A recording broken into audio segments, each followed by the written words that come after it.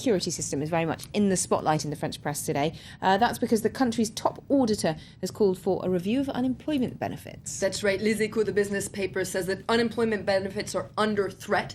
Now, this is, as you were saying, France's top state audit office, the Cour des Comptes, issued a report yesterday saying that France's unemployment benefits cost France too much. And on top of this, they reminded France that it's very much in debt. And so this system, it says, is going to be unsustainable in the long run. And in fact, the Cour des Comptes called for a complete overhaul of the unemployment benefit system to make it cheaper for the government and also to make it more efficient. And in Les Echos, they take a closer look at France's unemployment benefit system and says that it's too generous, especially compared to France's European neighbors.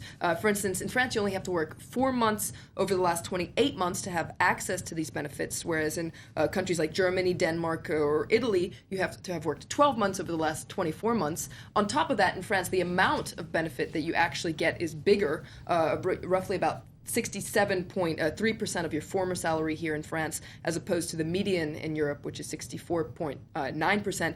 And also on top of that, in France, you receive benefits for a longer amount of time. In France, up to 2 years. In the UK, the limit is 1 year. So basically in France, you don't have to work for as much time. You get more benefits and you get them for a longer amount of time. Excellent. Quite a good setup.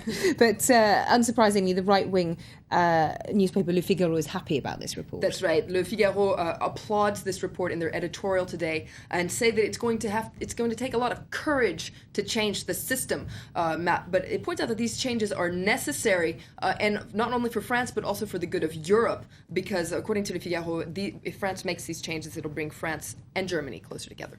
Okay, well, moving on to another story now, the war in Mali, because there's an interesting article in Le Monde about the terms that we use when we discuss that crisis in the sort of Sahel region of France. That's right. Le Monde says that there's a return of anti-terrorist rhetoric, and it says that both France and Britain are sounding a lot like Bush and the neoconservatives in the U.S. 10 years ago when they coined this term, the war on terror. And there's a quote actually of Hollande. He said this on the 15th of January when talking to journalists. He said, "You ask what we'll do with terrorists, we'll destroy them." So this very aggressive wording from Hollande, and he's leading the way. David Cameron as well has borrowed some words from Tony Blair's vocabulary, according to Le Monde, when he says that radical Islam in the Maghreb region is an existential threat to Western countries.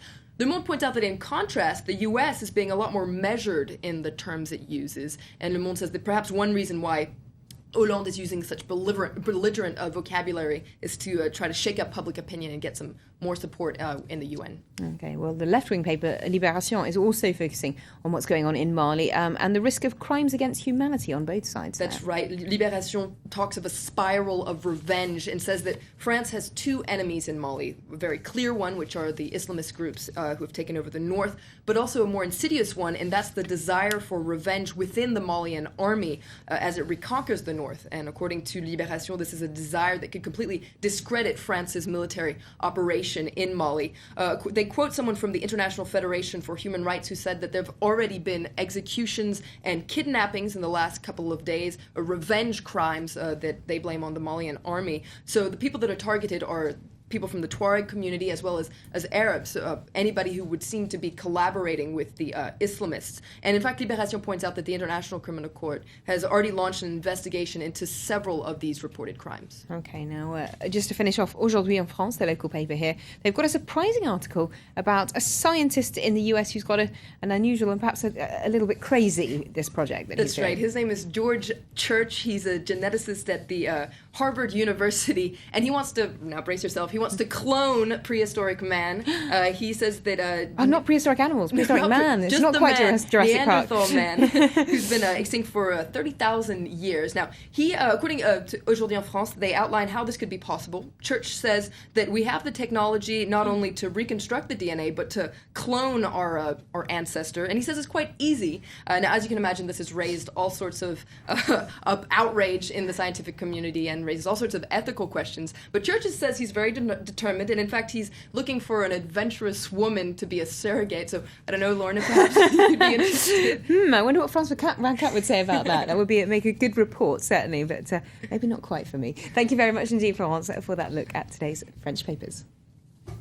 Well, let's get a quick look now, a quick reminder of our top stories this hour here on France 24.